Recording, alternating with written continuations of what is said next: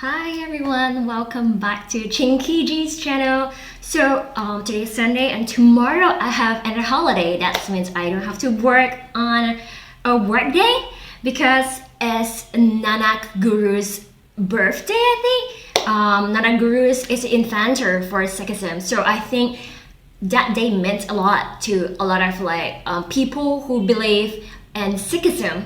So previously, thanks a lot for everyone supporting my video talking about Hinduism, my reactions towards Hinduism, and a lot of people actually commenting a lot and also asked me to explore more about other religions as well. So today, just because of the celebrations which is upcoming tomorrow, that for myself I really want to know more about Sikhism. I know a little bit because I have been to Amritsar. I really love the place and I have been to the Golden Temple. It's amazing. And before going to Amritsar, I have been to a place called Anandpur Sahib. That is also there was a museum talking about the origin of Sikhism as well. So that was amazing, awesome. So today let's watch this video together. What is Sikhism? I think for a lot of people might not be a Sikhism. I think you guys must also be interested in the whole religion of Sikhism as well. I know a little bit probably because I met a few Punjabi people, not Punjabi people. Yeah, most Punjabi people they are Sadaji and mostly I think that they are Sikhism. Correct me if I am wrong. So I am always interested in them because the people there, they're extremely generous and extremely cool, extremely chill out, and they love me, they love having fun, they love dancing. So let's don't wait further. Let's have a look of this together. This video is made possible thanks to Audible. Visit audible.com/cogito or text cogito to 500 500 to start your 30-day free trial. This is the Hari Mandir, the world's largest free kitchen. It serves free vegetarian food to about 100,000 people every day. It's also the holiest site in Sikhism, the fifth largest and youngest of the world religions. A religion that preaches about love, peace and the equality of humankind. I really love the belief. People there, they're so loving. Who are the Sikhs? What do they believe and why does everyone confuse them for Muslims? Well, let's find out.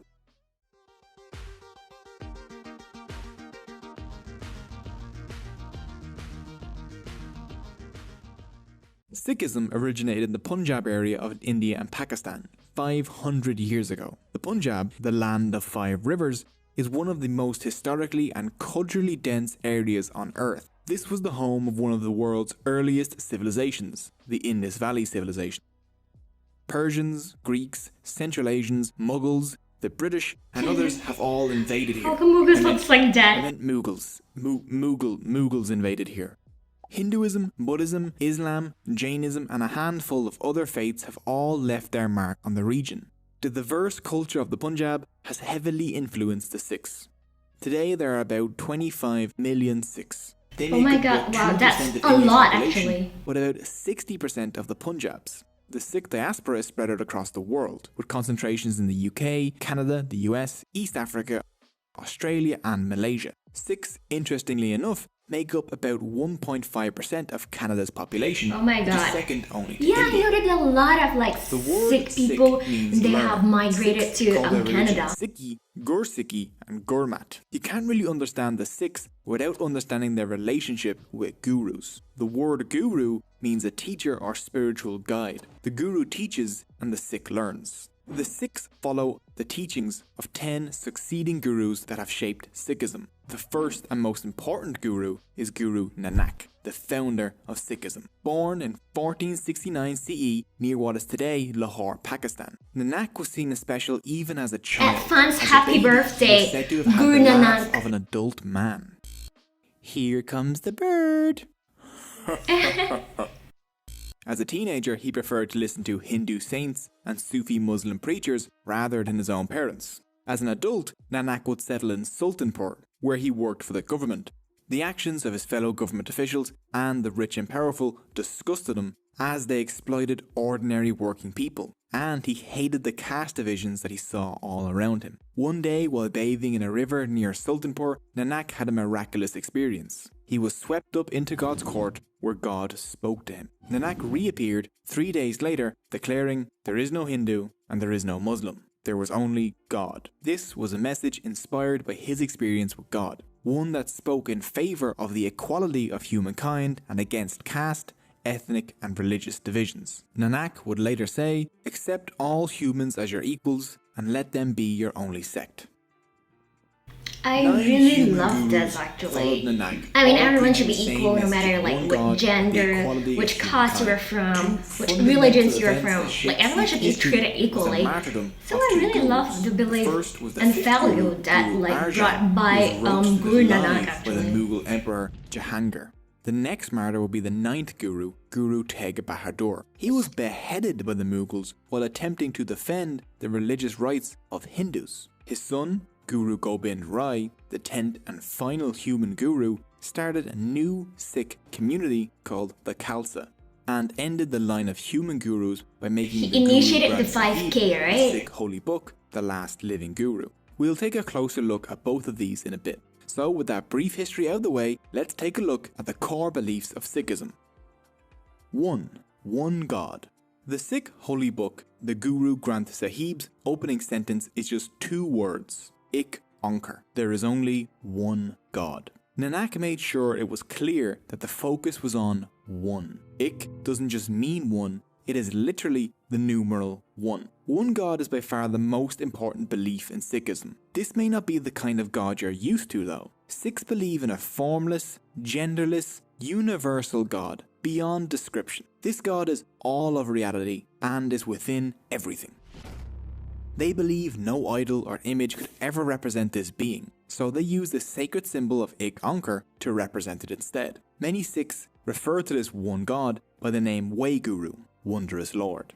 Guru Nanak and his followers constantly emphasized that this one could be understood in many different ways. No religion had a monopoly on the truth. Nanak's one could be known as Vishnu, Allah, the Tao, Yahweh, the algorithm, or any other name or belief. There was no need to fight over whose God was the true God, as they were all the same one. Recognize all mankind, whether Muslim or Hindu, as one. The same God is the creator and nourisher of all. Recognize no distinctions among them. The temple and the mosque are the same, so are Hindu worship. Oh, I really love the saying of this. Probably it's because I don't have a religion. So I don't really have a God in my mind. But something is like you hold your belief and that's actually your God. Maybe, just maybe, women are people too. Women in Sikhism have fought battles, led religious services, and even acted as some of the longest reigning leaders of the entire community. Sikhism isn't based on doing things to get into some heaven or hell. Hell is just life on earth, which your soul is constantly reborn into after you die, which is pretty dark. You see, Sikhs believe in reincarnation and karma, similar to Buddhists, Hindus and Jains.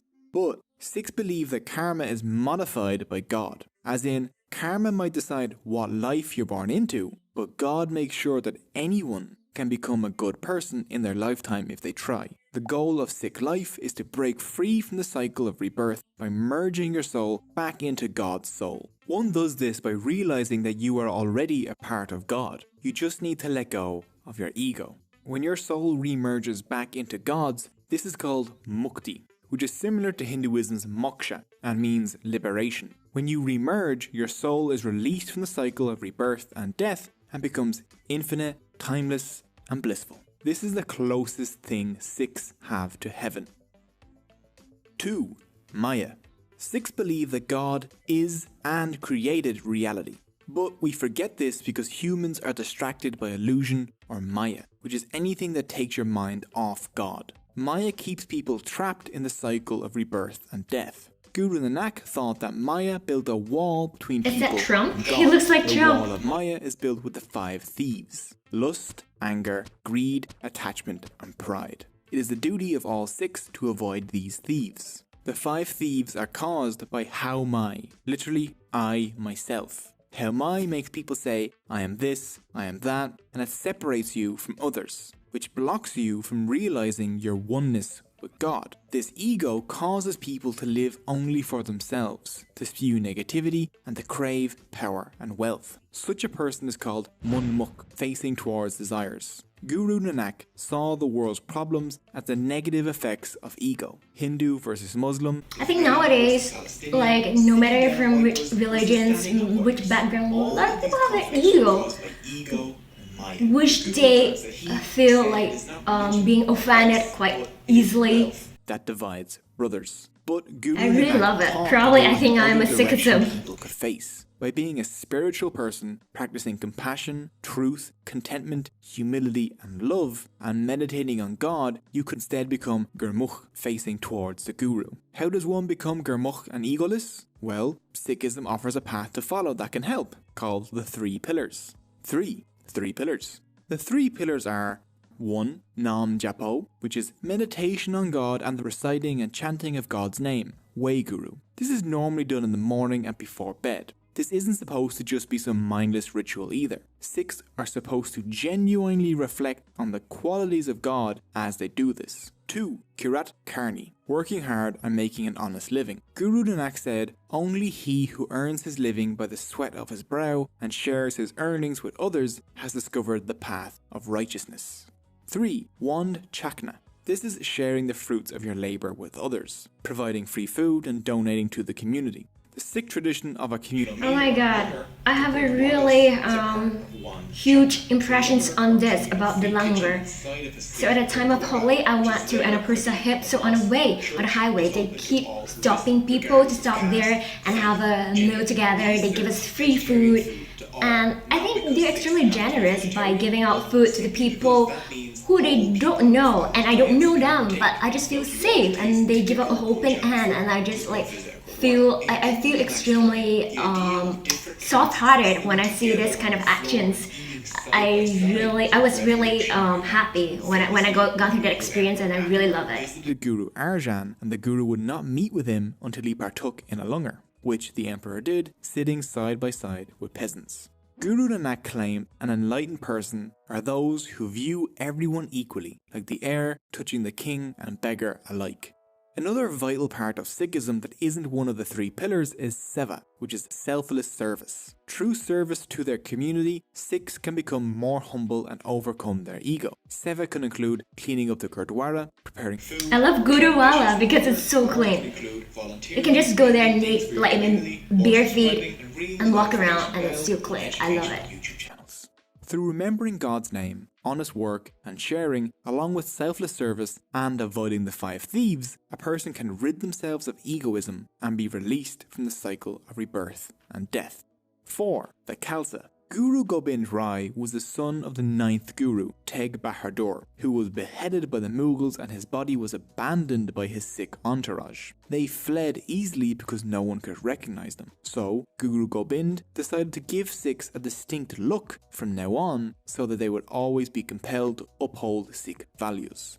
So, in 1699, Guru Gobind brought his Sikhs together at Anandapur. After their morning prayer, he stood in front of a huge crowd and demanded a human sacrifice. The shocked crowd was silent for a while before one Sikh rose up and entered the Guru's tent. The Guru followed him in, and then the Guru comes out with blood on his sword. He demands another sacrifice. Another Sikh offers themselves and enters the tent. Again, only the Guru comes back out of the tent, bloody sword in hand. Again, another sacrifice. And again, it's so cruel when I see this. The 5th sacrifice, the Guru re-emerges with the 5 Sikhs all wearing saffron-coloured robes. The Guru declares that these are the Panj Pyarang, the 5 beloved ones. They would form the centre of a new Sikh community called the Khalsa. He offered them Amrit, a bowl of sweetened water, and all 5 who belonged to different caste groups drank the Amrit from the same bowl, which would have been a huge deal back then. This signified they had joined a new casteless family,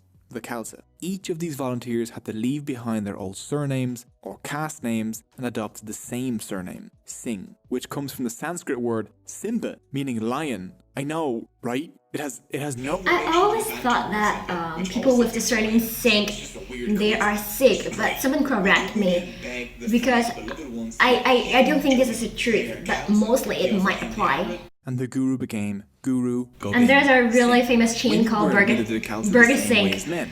So After I think drinking it Amrit, must they be received the surname originated Kaur, from meaning princess. Sikhism The council person. gave the Sikhs a new, unified identity, tied together as one family, with one name, without caste, with the goal of defending the weak and promoting justice. Today, many Sikhs still undergo the Amrit ceremony and take the surnames Singh and Kaur.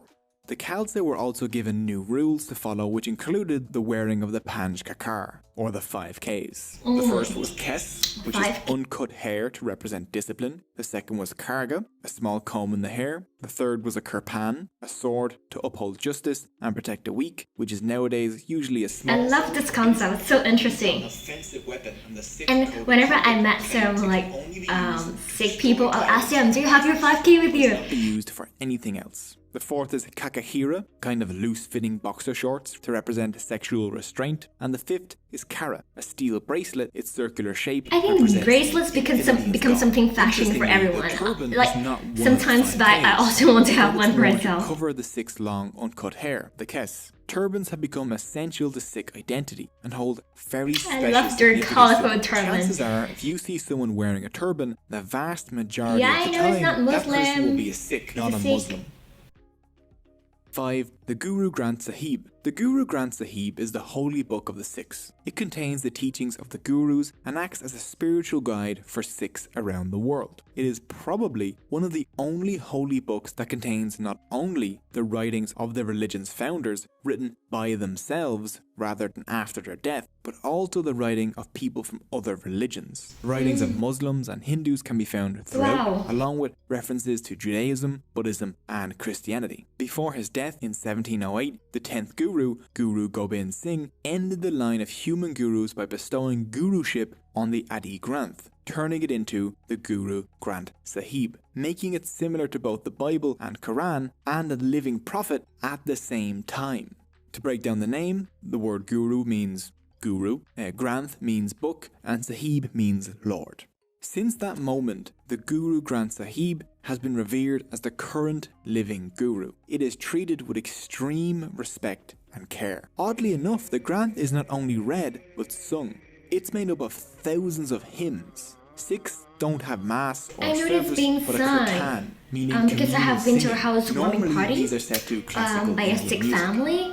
So when they were doing that ceremony, a priest came Sikhs, and then sang the whole holy book. Sikhs gather at gurdwaras, a word meaning doorway to the Guru. A gurdwara is only a okay. I gurdwara just because it got has to a know copy that. of the Guru Granth Sahib in it. Men and women of all castes and social standing gather there to join in prayer, singing and eating. This is where you'll find the langar. Anyone can visit a gurdwara and partake in the service and meal. You only need to follow basic etiquette. Cover your head, remove your shoes, wash your hands as you enter, and do your best not to bring any drugs or tobacco inside.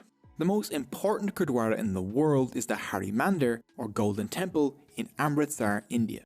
In 1604, Guru Arjan completed work on the Golden Temple and had the Guru Granth Sahib installed inside it.